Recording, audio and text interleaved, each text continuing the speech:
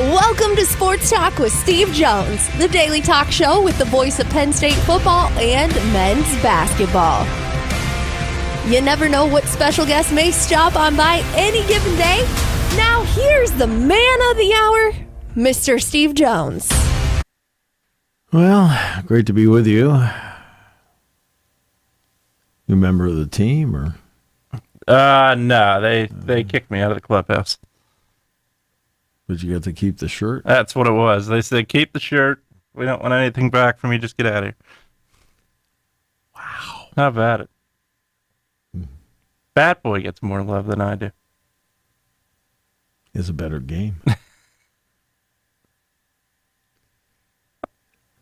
It might have had a better game than my high school years. Oh, no, I won't go that brutal. far. I started.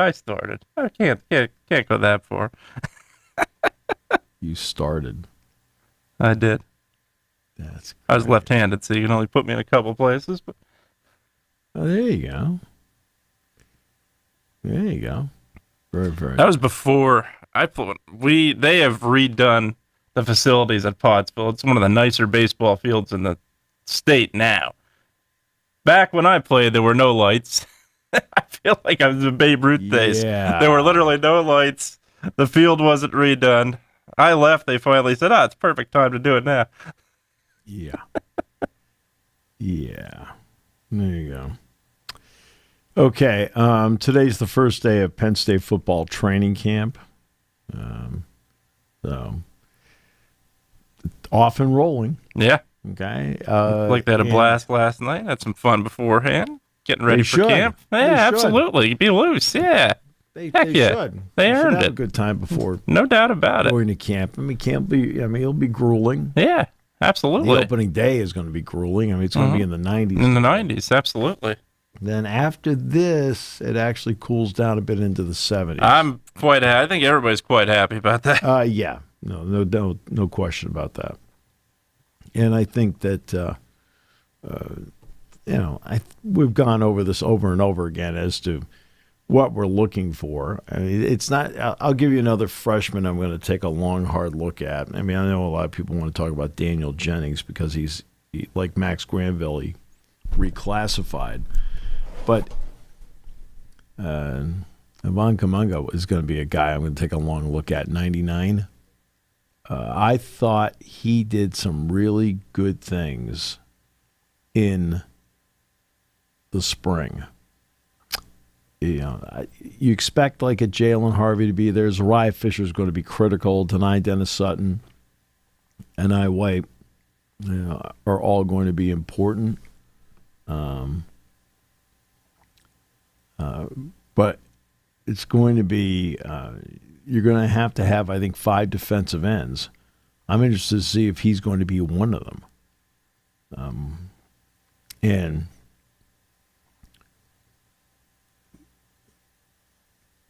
I thought, he showed enough to me during, I'll tell you another guy's Malachi Williams. Malachi Williams is another guy that this might be his time to start getting some game reps for Penn State as well. So I just want to see going in to camp, and this is just the starting point,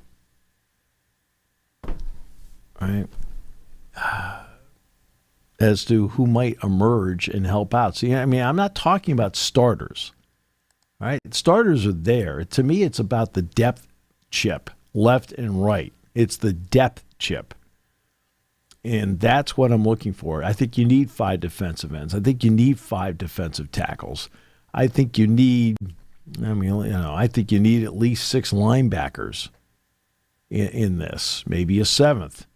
I think you need, at least a dozen defensive backs based on how they want to play. I think you need to have 10 offensive linemen. I think you need to have a minimum of 3 tight ends. You need to have playing a minimum of 7 wide receivers. Right? You have to have 2 running backs without question. We know who they are, but I also think you need 2 behind them ready to go. Yeah, right? Absolutely. Okay?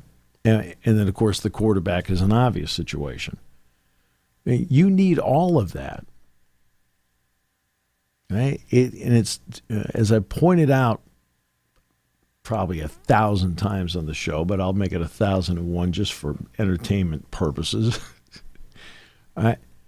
When I sit down and I put together a chart, there are people that open the game, but I will consider anybody that's playing meaningful minutes in the fourth quarter a starter. So let's just say A.J. Harris and Elliott Washington win the two corner spots. Okay, they would be the two guys that, going in would be the prohibitive favorites to win the two corner spots, right? But Davian Collins is going to be playing significant minutes in the fourth quarter of a game, getting significant reps. He's a starter. See, that's how I view it, because they rotate so many guys in there. Yeah. If a guy is getting meaningful reps, to me, that guy's a starter. So you could have as many as 20 to 23 starters on defense. Yeah, that's absolutely. Same story on offense. You could have that many between the wide receivers that may be playing meaningful reps in the fourth quarter, tight ends playing meaningful reps in the fourth quarter, some of the offensive linemen being moved in and out, playing when the game is on the line. Hey. And I think that is,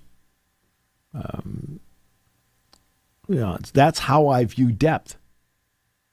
Yeah, anybody that can come in a not only come in a situation where you're dealing with an injury, but also coming in knowing, hey, fourth quarter, 3 minutes to go. I'm going to trust that guy on either side, one of the sides of the ball, to be in the game to make a play. That is absolutely somebody that can be classified as a starter, because they're playing in a moment where the game could be on the line, and you're counting on them in a big way. You're counting on them to know what they're doing and be effective and ultimately get the job done. And that's absolutely classified as a starter. I mean, everybody knows on the transfer part of it the way it's worked out with Kyron Hudson, Trevor Pena, Devontae Ross. They're going to get a long look there, but that doesn't mean Tyseer Denmark, Liam Clifford, Peter Gonzalez. I'm anxious to see what Peter Gonzalez does. I talked to Peter back in mid-June, and at that point he'd been fully cleared for 2 weeks. And I'm anxious to see what he does. But then defensively, I'll give you another guy up front, too, on offense that nobody's talking about. TJ Shanahan, I think, is going to be a really good player here. I felt he got off to just I'm trying to figure things out start. And then once he figured some things out as to how Penn State wanted to play, why they wanted to play it a certain way on offense, I thought he really finished up strong in the spring. And then defensively, getting King Mack back, you cannot put a price on getting King Mack back. I know he didn't do anything in the spring, but he's ready to go now. I am anxious to see what he means in that secondary. Right? Because you already have Zakee Wheatley, who to me is one of the top safeties in this conference, without question. But that's not the only guy over there. I want to see if Anae White makes a greater step than he made in the spring. Absolutely. I mean, he has the physical tools to do it. Let's see if this extra time has allowed him to now be free and start playing the way I think a lot of people think he's capable of playing. I'm anxious to watch the progression of Owen Wafel. I thought Owen Wafel, who transferred in from Michigan, has put himself in a spot where, to me, he is a prime candidate to be one of those 5 defensive tackles. I thought he came on the last 3 weeks of the spring. Now let's see what happens in the preseason camp. And I've never seen Amari Campbell except watch. I think I saw Minnesota play North Carolina in the opening game of the season. I remember he had a couple of sacks in that game, something like that. It's the only time I've ever really seen him play. I'm anxious to now watch him in a full setting as to what he can do with a completely healthy Tony Rojas, with a Dominic DeLuca, right? With a completely healthy Keon Wiley. Yeah. This is going to, these are all names that will help shape a season. There's going to be a point, as I said yesterday and I briefly mentioned on Monday, you need your stars to be the stars. But there are going to be certain moments where other names will make some big plays that will swing a game for Penn State. And it may not be a starter. It may be somebody that's coming off the bench that I look at as a starter, but still ends up making a big play. All right, I'll give you a prime example of that. Let's go back to the Wisconsin game. Who had a big night defensively for Penn State that night? Alonzo Ford. Now, Alonzo then eventually did get hurt and missed the rest of the season. Yeah. But Alonzo Ford was an under-the-radar guy, had been doing some good things, and he made some big plays in that game. Getting him back to go with Ty Blanding, Xavier Gilliam, Owen Wafel, and, of course, Zane Durant is huge. And I think he has a chance to be a difference maker. I know in talking to Zane Durant, he can't say enough great things about Alonzo Ford. Now, we all know that Max Granville's out, which we've already talked about. And I think we're all anxious to see in practical application, not just a practice, but games, Sure. what Jim Knowles wants to do. Yeah. With the personnel he has. Absolutely. And the other part of the depth is not only dealing with the injuries and where you're talking about these, the amount they have here, but also the ability to replace guys who left. I think that is the other huge factor. You look at what this team has done, especially in the secondary the last couple of years. The guys they lost in the secondary, the guys that return, and they're able to fill in and step in and just play a major role. I think that's huge. And obviously, certainly in the defensive line, it's been huge. But the depth as well there, where you're able to just replace a guy that is a first-round pick or replace a guy that's playing on Sundays that quickly, that speaks volumes as well, I think, to the depth of this team. So this is a week-by-week, day-by-day process. Sure. People don't like to hear that it's a day-by-day process, but when you're around a team, that is a fact, that it has to be a day-by-day process. And part of that day-by-day process, I see it in basketball, day-by-day. You have to win that particular day. Basketball, for example, Monday was yesterday was really good. So they got better. Yeah. Yesterday. Now they're going to go till Wednesday next week. Wednesday next week for basketball will be the last one for the summer before they'll get a break. And then, of course, September will roll around and then they'll start in earnest. And at that point, they should have all 13 players. They should have all 13 players because right now they're still missing two. They're going to be here, but you're still missing two. When they have international student orientation, that's about the time I expect them to arrive because there is an international student orientation. You accidentally went to that one. Been to many orientations. Okay. What, because you weren't from Center County, you thought you should go there? That's right. Welcome to welcome here. You're just the saddest individual. This is unbelievable. You talk about the day by day though, and that's every sport, as you said, and that's also every level of sport. You look at in his prime, Bill Belichick talking about the Patriots. They're coming off a Super Bowl. And the questions being asked, first day of training camp, what's the goal? To win another Super Bowl? No, it's too far away. We've got to build a team. We've got to structure this. He's talking about training camp and how he's going day by day. And that's exactly what great coaches are going to do. They're going to get this team ready for a season. They're not worried about what lies ahead. Everybody's goal is to be a champion. That's a long-term goal. Your short-term goal is absolutely to build a team that can get you to where you need to be. Right.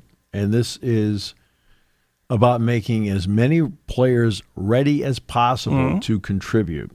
Now, the players are the ones that determine who's in that category of ready as possible. They determine it. I always love the coach picks the starters. No, the players actually pick the starters. They play the role. Right? The players actually end up, like, hey, look, you have to start me. I've been doing that well. But you have to win today. You have to then stack a day, and then you have to win tomorrow. You've got to win Saturday. You have to then win Sunday. You have to make each one better because you're trying to build in that direction. You're not playing Oregon on August 30th. You're playing Nevada. Okay, you've got to be ready for Nevada. Oh, well, that should be. Oh, really? I mean, Notre Dame last year, how ready were they to play Northern Illinois? Sure. Okay, I mean, how ready was Michigan? Playing Appalachian State. But you have to be ready for these games. Every single game, anything that you can't take lightly a day. No. And look, you only get so much time, right, to play the sport. I mean, look at you. I mean, it lasted in a half a game. I mean, but but you started. All right. That was about my football career. My football career, you had to get in on one play. That was the rules when I played Pop Warner football, midget football, it's called, where we're at. And, I'd get in my one play. It'd be special teams. You'd hear, Lord, all right, good job, buddy, come on up. I was Rudy. There's no way they'd keep putting me in on that field. That's why I'm in the booth. You're Rudy. Oh. Only I wasn't offside. You're Rudy. God. Oh, man. Football was not my football. I did not was not my strong talent. Even Rudy had knowledge I develop over time. Even Rudy had more talent than you did. He got a sack. I know he's got a stat. I got a couple tackles. That's about it.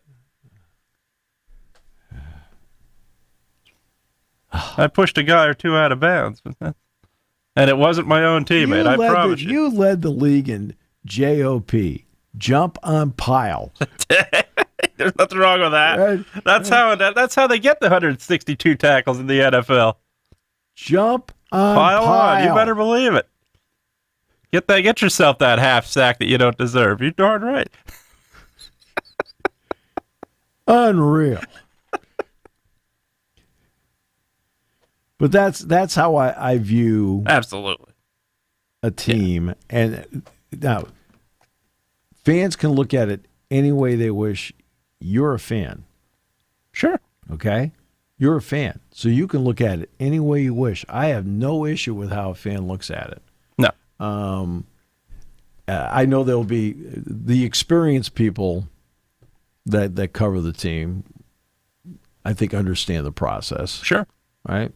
I think even from a fan's perspective, I think there's very, very good fans, very good, knowledgeable fans that know what they're doing. They've been around the program as a fan. They follow the program, eat, sleep, and breathe it, and they do a heck of a job. But again, it comes down to them being a fan, certainly. But yeah, there's knowledgeable fans that certainly know the program and know the process. The program, the whole thing. Sure. But there's a segment of them that will bypass the first 3 games. Yeah, a large segment, sure. Right? A large segment will bypass the first 3 games. And they're not happy with who was scheduled in the first 3 games. Okay, I hear all that stuff. I get that, but I also get on the flip side now, you have a playoff system that's a lot deeper now.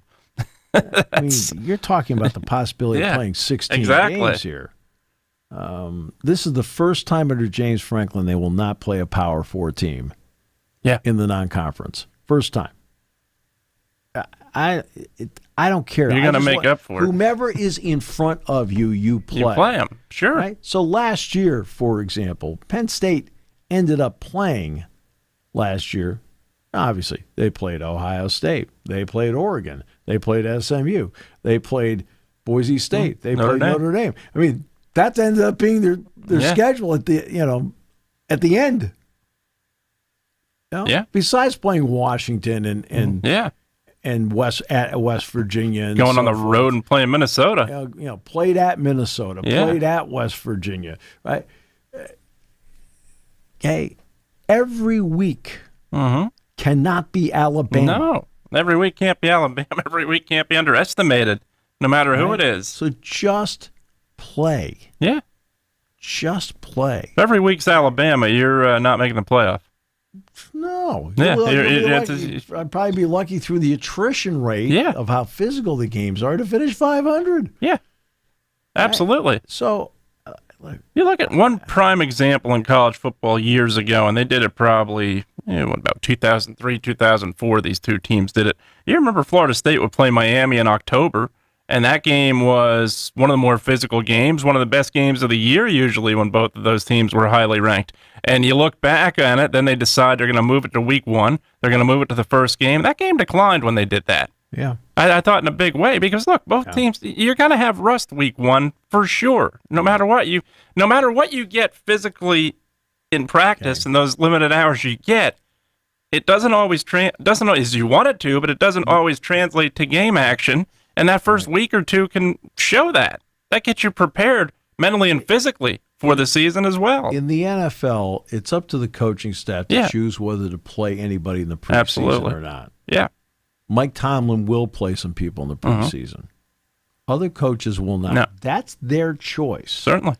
Right? So that when they get to week 1, Tomlin at least wants to have some game under their belt. Absolutely.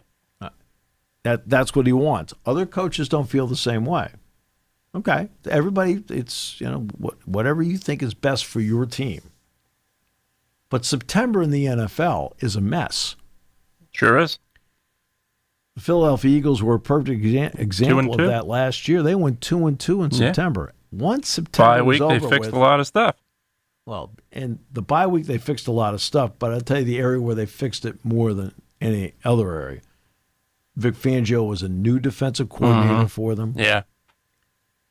It took him a month to figure out the personnel as to what they could do, what they were capable of, and what they weren't capable of. Right?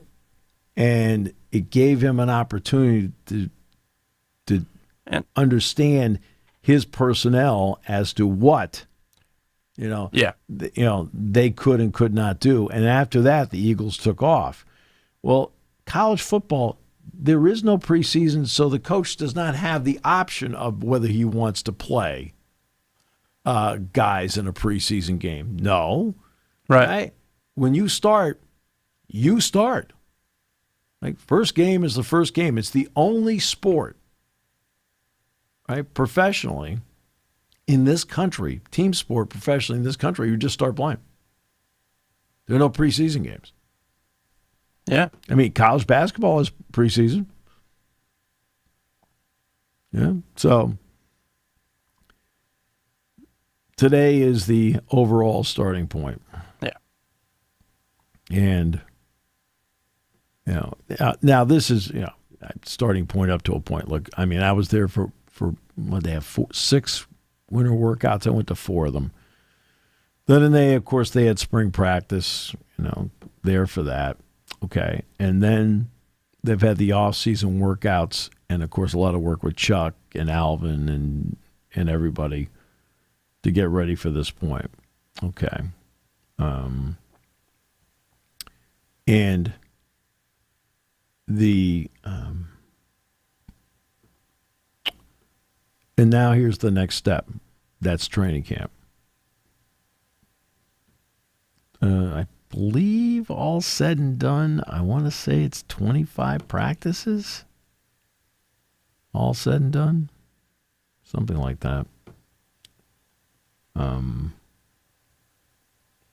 But yeah.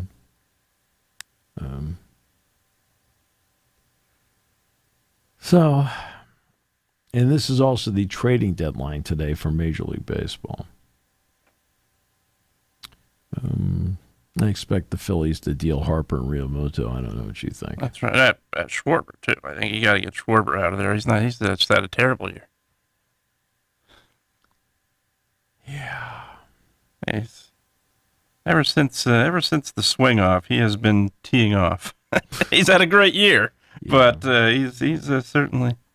Yeah. No, I give him a lot of credit. Yeah, I do think the Phillies could consider bullpen. I think the Braves could be interesting because of Acuna again. It's just deals with bad breaks, unfortunately. That's been the story of Acuna, in a lot of ways. Yeah, it is. I know the Yankees have been making deals. I think they just made another deal. They picked up somebody this morning. I know they picked guy up from the White Sox later. I know they picked up McMahon from Colorado. Yeah, Colorado. Yeah, that was they last. did yep, that. That was last week because they were trying to fill at third base, and he's a good major league third baseman, a good major league player. I mean, not great, awesome, incredible, but he's good.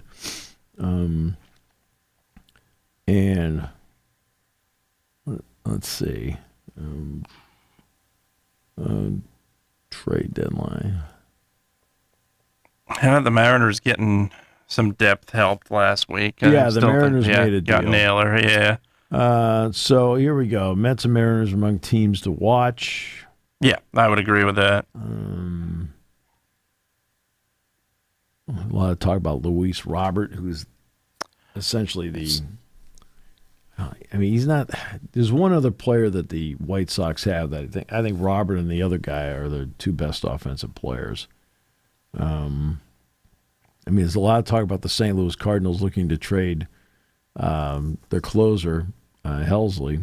Yeah. Yeah. Will Eugenio Suarez get dealt? Will Zach Gallen get dealt? Yeah.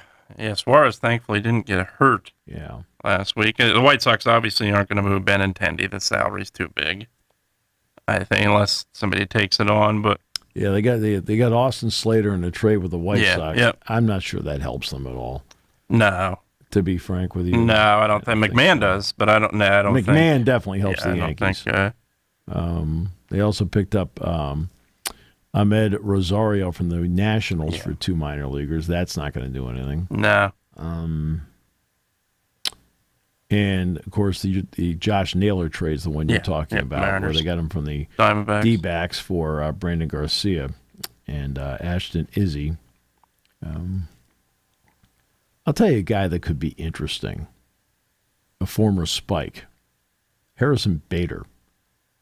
Right? I think, because the Twins are looking to move people. Yeah, and he made a great catch in last night's game with the Red Sox. Even though the Red Sox won the game, it's still a terrific play. I'll give you another guy for the Twins. I think there's a chance, especially at how much they've paid him. I think Carlos Correa could be a guy that's on the move. Absolutely. And it's going to be interesting. I don't know where Correa is in his career. No, I don't either. No, I don't. And you look at how. Look, he was great with Houston, but you look at how he was replaced. He was replaced, and it was fit in perfectly. And Pena comes in. Stepped in. He was the World Series MVP. Absolutely. So it's you look at how he was replaced. It's absolutely. But I think the Twins are looking to move pieces. The American League really is very, very wide open right now. It says all the good teams are in the National League. Yeah, they are. National League's got all the good teams. Yeah, they are. I was talking with Bob Nightingale, and we were looking back at last year's World Series. He says, Steve, to be honest with you, he says, the Yankees would have finished in 4th place in the National League West. Didn't match up to the Dodgers, I can tell you that. I'm saying, but Yankee fans don't want to hear that, but that's a fact. No, they had a ton of talent, but they could have at least finished third. There's no question about it. I'm not sure they were better than the Dodgers. I'm certainly not sure they were better than the Padres. They weren't better than the Dodgers, but I don't think they were better than the Padres Giants. or the Giants. I don't think they were better than the Padres. Yeah, definitely weren't better. He said, Steve, I think they would have finished 4th, and I said, I think you have an argument. Yeah, I think you certainly do, and that's a big part of it. And look, their payroll's high as it always is, but and now here's the other wrench that's thrown into this: the Class A investigation. He could possibly have been moved by Cleveland. Mm-hmm. Who's going to take him now? Who's going to take him now? No. Right? And the Phillies need to find somebody, because even though Alvarado is coming back from the 80-game he's not going to play in the postseason, suspension, he is not allowed to pitch in the postseason. Yeah, I agree. And the only other thing they can do, I think they've got to make a move, in my opinion. But the only thing they can do is start moving guys. Luzardo, they can move to the bullpen. That's been discussed. Yeah. But that's the only other thing they could do. Their bullpen as it sets right now, if they don't make a move and they don't make an internal move where they move somebody to the bullpen, it's not going to win a World Series. And that Phillies lineup, as you look at it, I think if that starting pitching can get some consistency, which I still haven't been able to figure out, so I have no idea how any kind of staff is figuring it out. But I think for me, if they can get that, they certainly have the lineup to win a World Series. It's a matter of plugging in guys that can get the job done, and that being bullpen being the primary part of it. But yeah, I think the Mets are certainly a team to watch. There's no doubt about it. Half game up right now. In the Central, Brewers can make a move. What the Mets are going to do? No. First of all, the Brewers are really good. Brewers are very good right now. I mean, I don't think people realize how good the Brewers are because, Sports Center only covers the Dodgers and the Yankees. Yeah, and if they cover a team in the Central, it's not the Brewers. No. Of course not. No, they'll cover the Cubs. Yeah, another team. Who, by the way, are really good. Yeah, they are. 2 games back. But they have the best record in baseball. Yeah. They do, and that's American League wise. I think the only team to me that has their division all but locked. I'm not going to say they have it locked. We're getting into August, but I think the Tigers are in great shape right now. They've started to bounce back. Yeah, they're now 4-6 in their last 10. That's a bounce back. That's a bounce back. Yep. But the one thing they do have that other people don't have is they've got Skubal. They have Skubal, which means they can pretty much dent any losing streak by having a guy like that. The wild card right now, Yankees, Red Sox, Seattle are the 3. Texas is a game back of Seattle. Tampa Bay's 3 back. That's why I think Seattle is the team that you're really going to be watching because I haven't been able to figure them out for the longest time. Their one playoff berth, they were swept. And so that's a team that has too much talent to not be better than they are. They're 500, but I think they should be a lot better than they are. Cubs, Phillies, Padres are the 3 right now in the National League. Yeah, and obviously the Phillies are a half game out. With Cincinnati 3 back. Cincinnati's only 4 games over 500. They're 3 back. Yeah, it's not as if the Phillies are playing bad either. The Mets are just playing better. No, the Mets have been fine. Yeah. The Mets are playing well. They won 7 of their last 10, but they did lose their last 2. Yeah, Phillies losing to the White Sox. By the way, even in the loss column. The Mets have played one more game than the Phillies. That's why they're a half game up. Yep. And the Pirates are 7-3 in their last 10. They've won 4 in a row, and there's no hope. No, 46-62, and there's no hope. It's unfortunate because you're not going to. I will say this: if you're going to be in that spot, at least win at home. Yeah. And they are winning at home. Mm-hmm. They are 31-25 at home. So at least win at home so when people go to the ballpark, they really feel like they have a chance. They're terrible on the road. They're 15-37. Yeah. No, they are. And they just don't. They're bats. Just so you understand, for perspective, they have won 1 more road game than the Colorado Rockies. That's bad. Rockies have won 28 games. Almost lost they've lost 80 yet? No, they've lost 79. Just 1 game away from losing. By the way, 80. they're 5-5 their last 10. They are. It's like, woo, they're starting to stabilize. I'm getting a little scared. That's what happens. You trade your best player, it just motivates the team. Yeah. One of your best. Yeah. I guess the Pirates are just going to have to move Paul Skeens now. Oh yeah, if you want to, if you want to move your best player, if you want to make things even, sure, why not? Just move your That's the unfortunate part of the Pirates. They're just not. You're not going to have. Obviously, Paul Skeens isn't going to sign an extension. Why would he? Exactly. There's no way. Why would he? What the? You've got to prove you can get support around him. You've not shown that. The lineup doesn't support him. Goes out and throws a gem and loses. I go back to when the Phillies lost Game 5 in 2011. Roy Halladay throws gives up 1 run, and the Phillies can't win the game. That's not on Roy Halladay. It's on the Phillies. Same with the Pirates. Skeens started in the All-Star game for a reason, despite a losing record. Yeah. Look, there's no way he's going to sign a second contract with the Pirates because he needs 2 things. Number one, he's going to get money from somebody, no matter what. Okay? So the money issue to me is off the table because he's going to get it from somebody. Absolutely. You want to be able to go someplace where you feel like you have a chance. Winning, it means so much. You have to feel like you're going to go someplace where you think you have a chance. With the Pirates, you don't have a chance. Nope. And I hate to say that because the Pirate fans are phenomenal beyond words. Absolutely. It is one thing. And they proved when they can win games, they'll be there. Oh, but you know what? That's any team. I get it, but it's easy to go to the ballpark. Yeah. When your team is winning and there's excitement, there's a swirl, and the whole community is really behind it, the whole thing. They still draw, and they need a reason to be there. They need a reason to have hope, and look, they have that right now to an extent, but they still have got to show ownership again. It still has to show a lot more than what they're showing. There's no question about it. A lot of this season for the Pirates has been damage control. You can't be doing that as ownership. Right.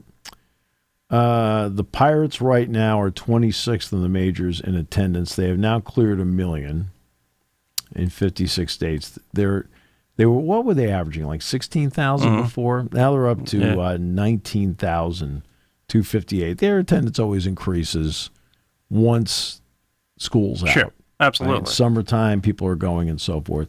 As expected, the A's and the Rays are the bottom because they play in minor league ballparks. Now, they wouldn't. I don't know how they draw anyway, but they're both at 9,700 and 9,800. After that, Miami's only drawing 11,900 a game. The White Sox are up to 18,000 a game. But the last I checked, that's the third largest city in the country. And there's another team that plays there that has much, much more support. The Pirates are 19-3. Minnesota's 22-4. Kansas City is 22-7. The Orioles are at 22-9. And then Cleveland's at 24-7. Washington's at 25. Same thing with Cincinnati. Seattle's at 28. Detroit's at 28. Surprised the Tigers' attendance isn't higher than that. Yeah. Cardinals are 29. Texas 20, almost 30. Arizona's averaging 30,000 fans a game. How about that? Colorado, they're averaging 30,373 fans a game. They've already drawn 1.5 million. Milwaukee, almost 31,000. Toronto, 32,000. The Angels are drawing 32,000 a game. Houston's drawing 33. The Red Sox are drawing 33. The Giants, 36. Atlanta, almost 37. The Cubs are averaging 37. The Mets are averaging 39. The Phillies are averaging 41. The Phillies have had a lot of sellouts. Yeah. San Diego's averaging 42. The Yankees are averaging 42.6. And the Dodgers are averaging a shade better than 50,000 fans per game. They've already drawn 2.8 million fans. So that's where the Major League Baseball attendance is. So one thing, baseball attendance has been really, really good. Yeah. Local TV ratings for baseball are really, really good. National TV ratings aren't. It is really, it is the example, I think, through 162 games of, it used to be, when I was a kid, God, I used to love watching Ruth. No, I'm just kidding. Yeah. When I was a kid, we knew a lot about every team. Yeah. We knew a lot about every team. Even all of a sudden, the Kansas You'd have City, double headers 3 times a week. The Seattle Pilots and the Kansas City Royals and the San Diego Padres and the Montreal Expos are all expansion teams, 1969. And we all read up on who they have, what they get, right? Now, I think a lot of fans outside of the Dodgers, the Yankees, whatever, when they come to your town, they don't know a lot about the opposing team. Yeah. They know everything about they know everything about their team. Sure. They know everything about their team. I mean everything. They know about the minor league system. They know about every single starter, the guy off the bench, the capability of the bullpen, the whole thing. They know who's at Lehigh Valley. They know who's at Reading. All right, I got that. So the fans know everything about their team, their franchise, and they know very little about the opposing team. That's absolutely right. And I think a big part of that is because, look, is there more access for the ability to see these teams? Of course. The extra innings or paying extra for additional channels, whatever it is, sure. There's a way to see just about every team now. But I think the biggest part of it is not only the coverage. You talk about it. I think certain national networks only cover specific teams. That's, I think, a big part of it. Well, ESPN's the prime outlet for highlights and things like that, and they just I mean, whether it's the shows during the day or whether it's Sports Center at night, I mean, Aaron Judge puts down a bunt. It doesn't matter that Nick Kurtz hit 4 home runs. Yeah, you're right, and that's. First of all, you had baseball tonight. It's not Aaron Judge's fault. Please. No, it is not. No, okay? It's certainly not. He doesn't make the editorial decisions for what they put on. No, it's absolutely not. But you look at even 25, 30 years ago, I'd say you'd have to stretch back to 30 because it would be prior to getting into the 2000s. You had, in a lot of markets, 2 or 3 teams, if not 4, that were on multiple times a week on their local TV channel, which you got. In Pennsylvania, a lot of times you got PHL 17, you got Philadelphia, you got WOR, you got the Mets, you got WPIX, you got the Yankees, you got TBS, you got the Braves. That's 4 teams right there. Right. That's not counting the Monday, Wednesday, and Friday doubleheaders ESPN would air constantly. Right. And then you had Baseball Tonight highlights immediately after that.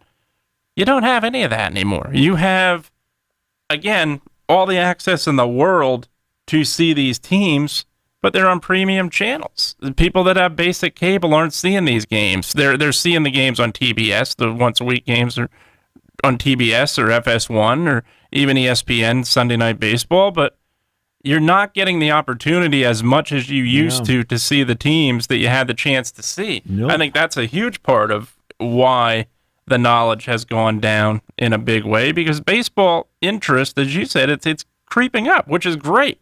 Because they needed that. They needed it in the worst way. It's certainly not because of their commissioner, I can tell you that. I think he's got a long way to go.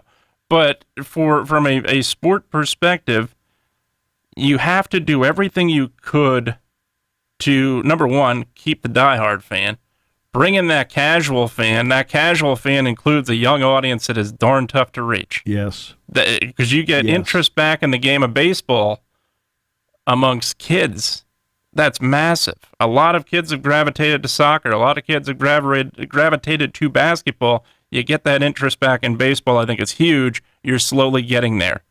And I think a lot of that is not only Major League Baseball, but what's happened, but also the minor leagues. I think you have made the experience for a fan exceptional. The Spikes do a great job of doing that. The Curve do a great job of doing that. The Reading Fighting Phillies do a great job of that. Yep. That is what develops that fan into the love of baseball, without question. And you're slowly seeing a lot of people do that without a doubt. And the reason I criticize Rob Manfred, I think, number one, his decision-making has not been good. I think you look at what he tried to do to the minor league system, I thought it was terrible. And you look at what he does now, where you have some of the top players in baseball, I'd say you could argue one of the top 10 players in baseball, in a cursing outmatch with you. That's not a good sign. No, that's a problem. Look, you sit there, if you're Manfred and you want to talk to them about, I'll pick up on the argument with Harper. Mm-hmm. If you want to talk about a salary cap, which every other sport has, you have to approach it in a different way. Right. But guys, hear me out for a second. Let's talk here. All right. Look, and I want to listen to everything you have to say. All right. All right. There's been a lot of talk about a salary cap, and they'll say, "Hey guys, just hear me out first, and then I'll hear everything you have to say." Mm-hmm. All right. It's more than just a cap. One of the issues that we have in baseball, this is what I'd be telling the players, is that there's no doubt the Dodgers spend. There's no doubt the Phillies spend. There's no doubt the Yankees spend. Others are doing more. I said, but you do have a segment in the league that doesn't spend. Certainly. I said, and when you have a cap, you also have a floor. And the floor would force these teams to up the ante to players on those particular teams. I said, now it might not help most of you in the room. I said, but it might end up helping some of you in the room along the way. I said, it's something to at least consider, to think about. And to me, it's not just the cap, it's the floor. I said, because you have a lot of teams below the floor right now that we would be thinking about.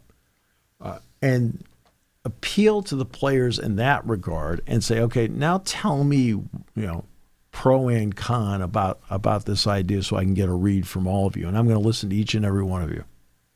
That's all you have to do. I'm going to listen to each and every one of you because, you're the guys, you're the product. And, why do you feel this way? I mean, Curt Flood fought for all of this, taking it to the Supreme Court where, ironically, I don't think people realize Flood lost a 5-3 decision in the Supreme Court. But in the process, because he was against, the Cardinals want to trade him to the Phillies, right? And he did not want to go there, right? He knew the Cardinals were the better team at that particular time in 1970. And he also knew that the fan base there wasn't like the Cardinals fan base. Right. I'm talking 55 years ago here. And so he didn't want to go. And he also said, hey, look, he says, I don't need to have somebody tell me what my worth is. My worth is between me and my God. That's what he said. That was his exact quote. Now, the luxury tax, the competitive balance tax, is an artificial cap. We all know that. Sure. And it's very artificial. No team has won back-to-back championships since 2001. Okay. And a team that didn't have the biggest payroll on the face of the earth, as the Kansas City Royals, have won a World Series more recently than either of the New York teams. Mm-hmm. Okay.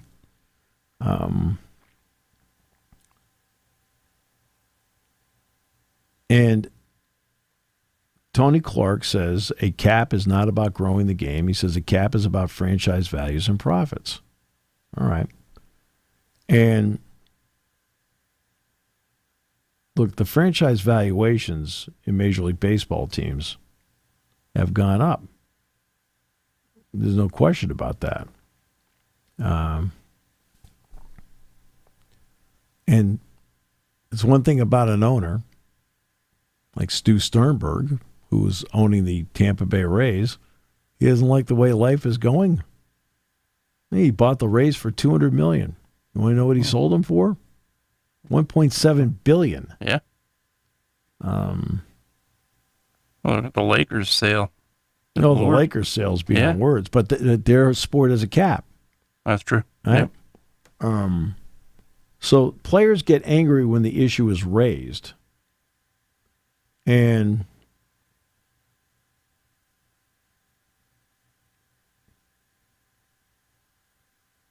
I guess Mark DeRosa was kidding around with the Phillies. He said they shouldn't mess with Manfred because he's a powerful guy.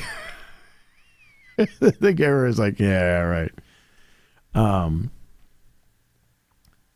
Clark said that a cap is institutionalized collusion. So this is what I've always said about team sports, and I've said this for over 40 years in doing shows such as these. You have to tell me, what is the business? Okay, what is the business? Is the business the Philadelphia Phillies? Are they the business? Or is Major League Baseball the business, and the Phillies happen to be one of the 30 important branches of the business? Yeah. Because you and I can start a Major League Baseball league. And of course, you'd take over the Savannah Bananas, but that's just a different... They sell out. They do. Yeah, Yes, they're also guaranteed winning. But we can start our own Major League Baseball league. Okay, like the Federal League in 1914, which is what Wrigley Field was actually built for. I mean, the Chicago Federals were the team that occupied Wrigley Field originally, not the Cubs. They moved that in after the Federal League disbanded. But you can start a league like that, just like the AFL started, just like the ABA started, like the WHA started. Okay? Because it's the business is the business of baseball. It turns out that it's the only business in the business of baseball is MLB. Part of what you try to do, and this is where the NFL's had success above all, is they've tried to put rules in place where it gives everybody a shot. Pete Rozelle referred to it as parity, right? And they, every once in a while the 49ers can get to the Super Bowl, and then they fall on their face. They fall on their face in the fourth quarter. Yep, double-digit lead, and they let it go. Yeah, you don't seem bitter.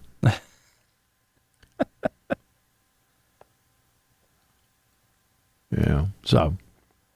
Which they've succeeded at doing. Obviously, the NFL are the same teams in the playoffs often lately, yeah, but parity has been in the NFL. There's no question about that.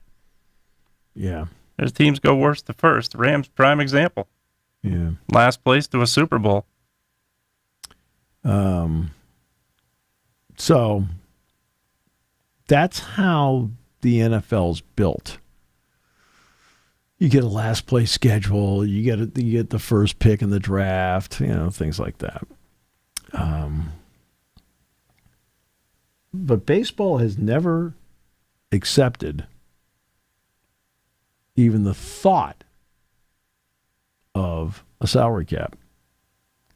Now, how does this affect college sports? At some point, this $20.5 million, which I think goes up 4% to $21.3 million next year. Right? That is essentially, for all sports, a cap. Sure. But the difference is it's not negotiated with anybody. In other words, there was no union it was negotiated with. They just came up with a number. Okay. Now, the American Conference, for example, it's not a cap because there's nobody in the American paying $20.5 million. Nobody. But they have a floor. You have to spend at least $10 million to be a part of the league. So, yeah. We're always going to have these side issues that we are going to talk about.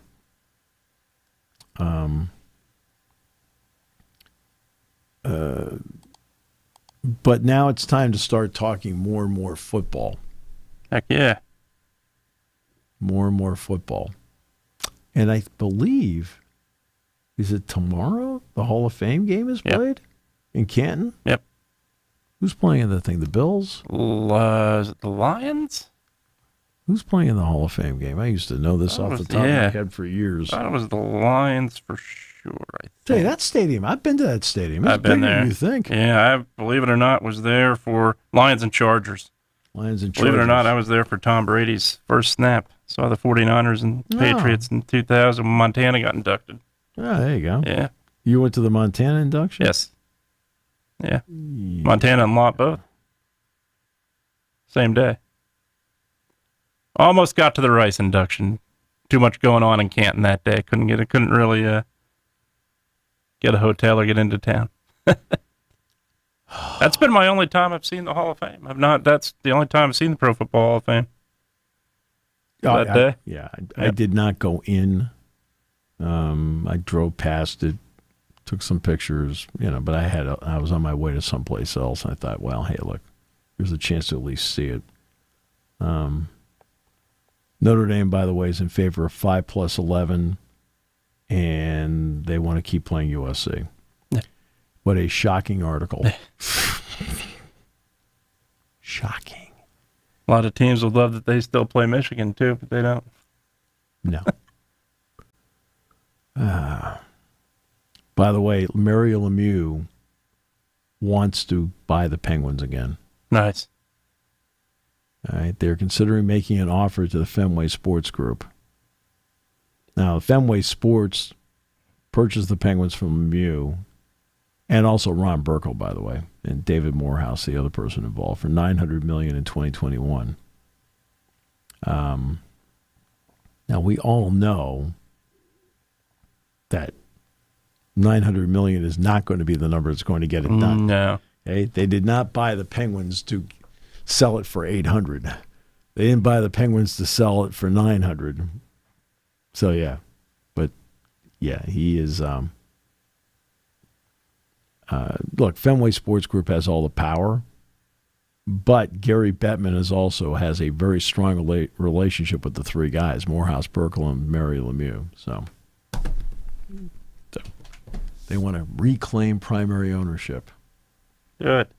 They also said there's a secret bidder.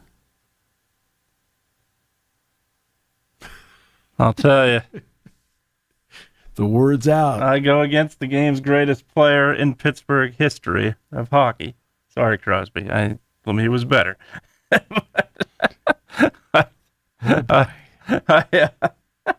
Oh, boy. Crosby's great.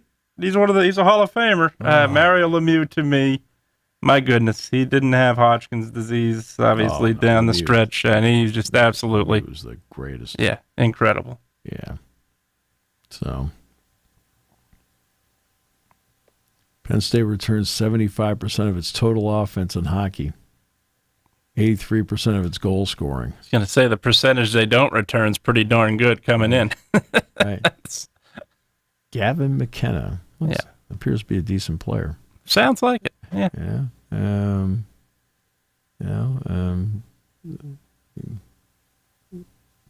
Matt Godowski seems like a decent player. Mm-hmm. Jackson Smith seems like a different player. Drafted, yep. Yeah. I got to take a long, hard look at their schedule. Get over as many games as possible. Absolutely. I think the non-conference has been announced. It's Big Ten's not been announced yet, or has it? I didn't think so. Basketball, they won't announce non-con until September 18, 19, somewhere in that range. Non-con for hockey's been announced. Yeah, they open up in Arizona State. Well, because they open sooner than basketball. Yeah. But the conference schedule for Penn State, September 18, 19, somewhere in that neighborhood is when they'll announce it. They used to do it in August. They used to announce wrestling a lot earlier than they announced it too. Wrestling has feels like it gets pushed back more and more and more. We know the opener. We know they're on the road taking on Drexel, but beyond that, who knows? Well, another one in the books. I thought there were moments that you had in this that were moments. That's right. Moments.